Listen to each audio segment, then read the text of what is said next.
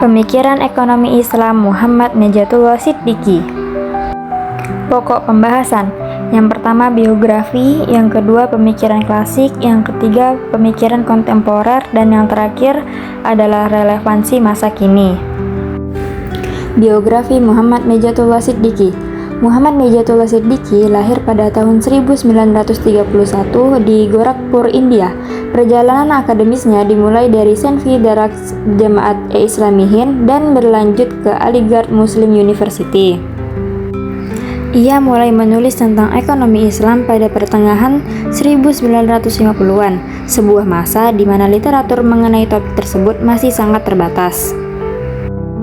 Sepanjang karirnya, ia pernah menjabat sebagai profesor dan kepala Departemen Studi Islam di Universitas Aligarh, serta menjadi pelopor berdirinya International Center for Research in Islamic Economics di King Abdul Aziz University, Jeddah. Atas kontribusinya, ia dianugerahi King Faisal International Prize for Islamic Studies pada tahun 1982. Selanjutnya, pemikiran ekonomi Islam klasik dari Najatullah Siddiqi. Pemikiran klasik Siddiqi berakar pada nilai-nilai moral dan prinsip syariat dengan beberapa poin utama, yaitu konsep keberhasilan, paradigma Al-Quran, hak milik relatif, dan maqasid syariah. Yang pertama, konsep keberhasilan. Keberhasilan tidak hanya diukur secara materi, tetapi dari keselarasan perilaku individu dengan nilai moral Islam. Yang kedua, paradigma Al-Quran. Alam semesta disediakan untuk memenuhi kebutuhan manusia, namun harus dikelola sebagai amanah dari Allah. Ia menolak konsep manusia ekonomi rasional yang murni egois. Selanjutnya, hak milik relatif.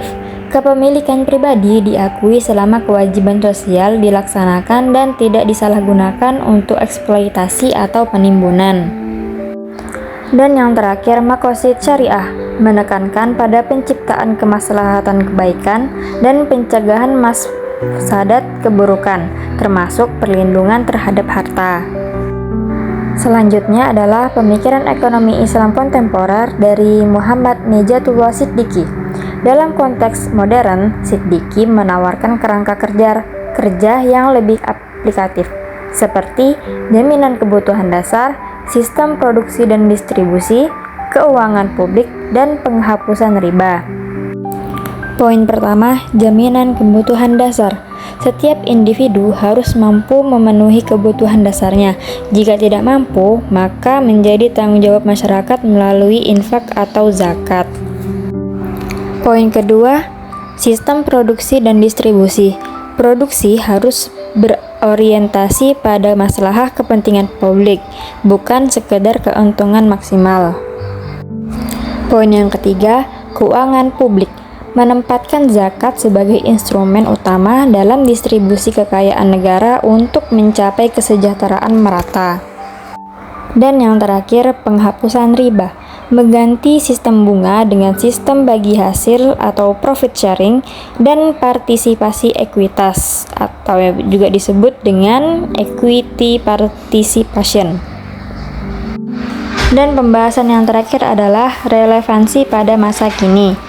Pemikiran Siddiqi telah diadaptasi dalam berbagai program nyata, khususnya di Indonesia seperti lembaga keuangan, pengelolaan zakat, jaminan sosial, koperasi syariah, dan wakaf produktif.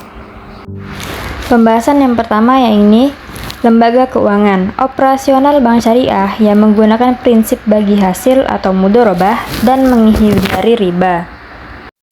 Yang kedua ada pengelolaan zakat.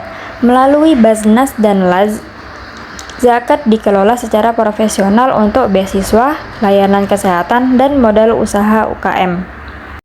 Selanjutnya, jaminan sosial. Program pemerintah seperti bantuan langsung tunai atau BLT mencerminkan pemikiran Siddiqi mengenai peran negara dalam menjamin kebutuhan dasar rakyat miskin. Yang keempat, koperasi syariah. Berfokus pada produksi dan distribusi barang pokok dengan harga terjangkau bagi anggota berdasarkan prinsip keadilan. Dan yang terakhir adalah wakaf produktif. pengelolaan wakaf untuk pembangunan sekolah, rumah sakit, dan pusat komunitas seperti yang dilakukan Dompet Duafa. Sekian, terima kasih.